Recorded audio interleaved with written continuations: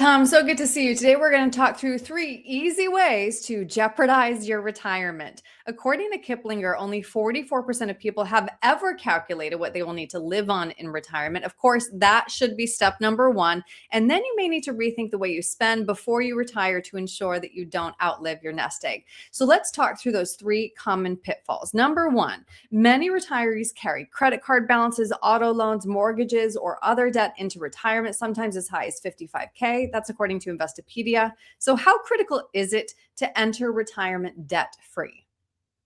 Well, I think that number might be a little low in today's economic world. However, Yeah. with that said, I think it depends on the kind of debt that you have. I'm kind of agnostic to some of the debt. For example, a mortgage. People were able to Yeah. take out 2 and 3% mortgages a number of years ago when interest rates were really low. And at the end of the day, I think if we did a financial efficiency evaluation, that wouldn't be horrible. Now, there's an emotional attachment to having your house paid off, and I totally Absolutely. get that. Right. So that's fine. If that's one of your biggest goals or concerns, then it's okay. But again, a mathematical efficiency equation, it may not be the quote unquote the best thing to do. Right. On the other end of that spectrum, those 29% credit card debts that people are piling up, not such a good thing. Right. No, good point. I was just reading a headline too that there's a record number of credit card debt right now, record high number. So good we're having this conversation.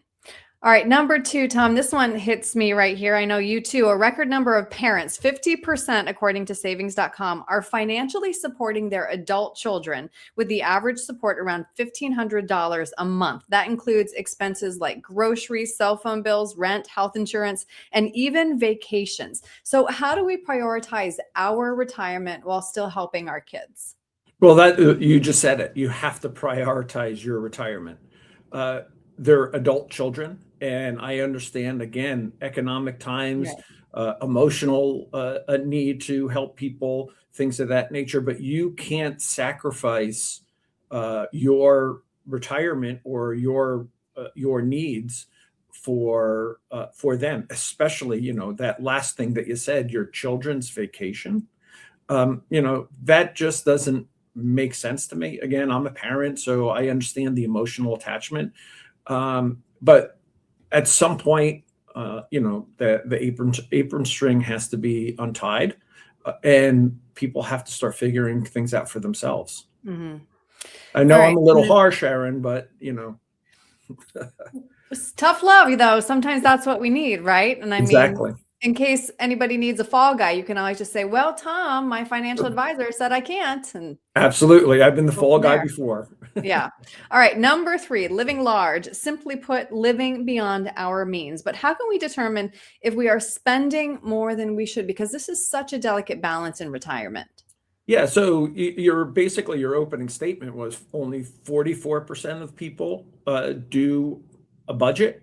Yeah. And that's one of the first exercises that I have clients do. Right. And it's so important because most of us, the vast majority of us, know what our inflows are, but we don't Right. really understand all of our outflows. And Right. they have to at least balance. You can't be spending more than what you're bringing in. So some of the exercises again are: 1, doing a budget; 2, understanding what your guaranteed income streams are, things like a pension, a social security, annuity income, so on and so forth, and then understanding other types of income that you might be able to take if you're over 73 or 75, depending on your year of birth, your RMDs, the kind of interest or income you're able to generate off of your portfolio, those types of things. But really, the step number 1 is doing that budget analysis. Right, exactly. And I appreciate that that is, again, the first place where you start with clients, because really building a plan starts with knowing those